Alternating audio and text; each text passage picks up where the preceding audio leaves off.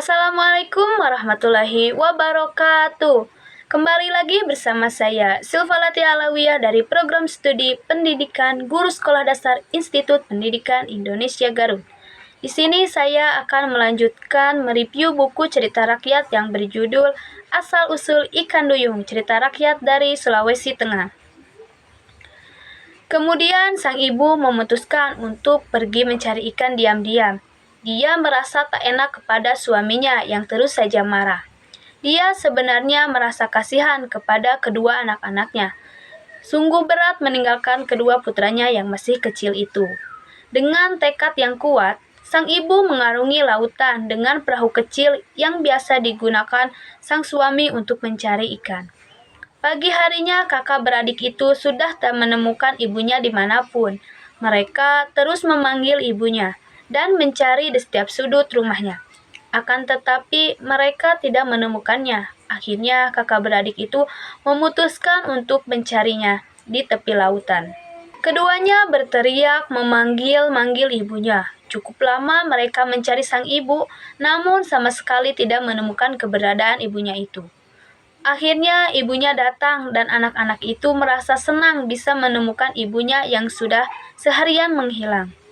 Ibunya memberikan ikan itu kepada kedua anaknya untuk diberikan kepada sang ayah untuk dimasak. Akan tetapi sang ibu tidak bisa ikut anaknya untuk pulang bersama karena sang ibu akan mencari ikan lebih banyak lagi.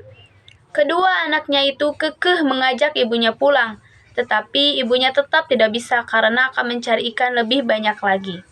Akhirnya keduanya pulang dengan membawa ikan hasil tangkapan ibunya. Sesampainya di rumah, sang ayah sudah menunggu kedatangan mereka berdua.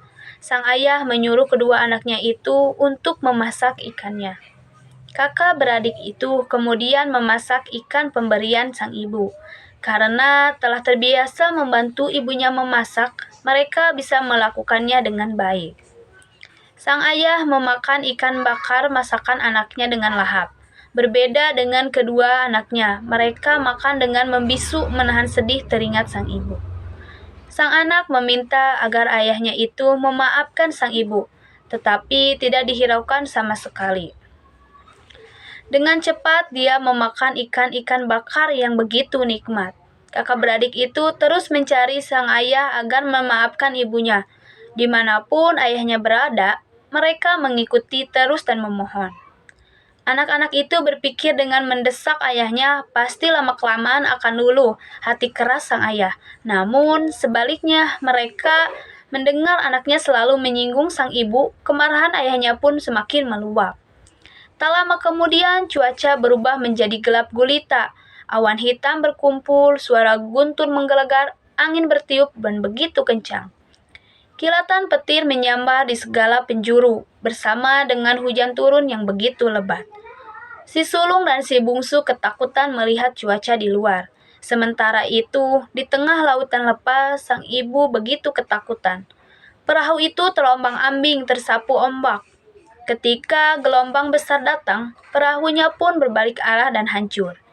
Sang ibu tercebur ke laut. Sekuat tenaga dia berenang agar tidak tenggelam. Sang ibu itu terus berdoa agar selamat dan bisa bertemu dengan kedua buah hati kesayangannya itu. Badai pun bertambah besar. Sang ibu tergulung ombak dan tenggelam. Dia pasrah jika dirinya tak selamat. Pada saat itulah terjadi sebuah keajaiban. Perlahan kakinya berubah menjadi ekor ikan. Tak hanya kakinya saja, kini sang ibu bisa berenang dan bernapas di dalam lautan yang bebas. Ketika badai mereda, kedua anak beradik itu segera berlari ke pantai untuk mencari sang ibu. Mereka memanggil-manggil sang ibu. Tiba-tiba sang ibu muncul dari balik batu dan memanggil kedua anaknya itu. Ibunya bilang kepada kedua anaknya bahwa dia tidak bisa pulang bersama mereka. Sang ibu pun memperlihatkan kakinya yang telah berubah menjadi ekor ikan. Betapa kagetnya mereka berdua melihat ibunya telah berubah menjadi setengah ikan. Ibunya menjelaskan mengapa ia bisa berubah menjadi ikan.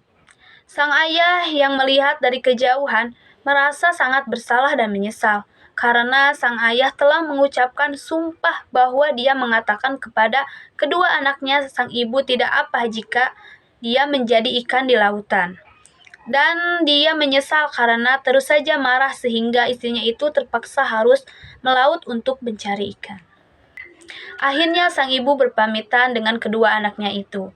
Tangis haru keduanya mengantarkan sang ibu. Sejak itulah kisah ikan duyung terus-menerus diceritakan sampai saat ini.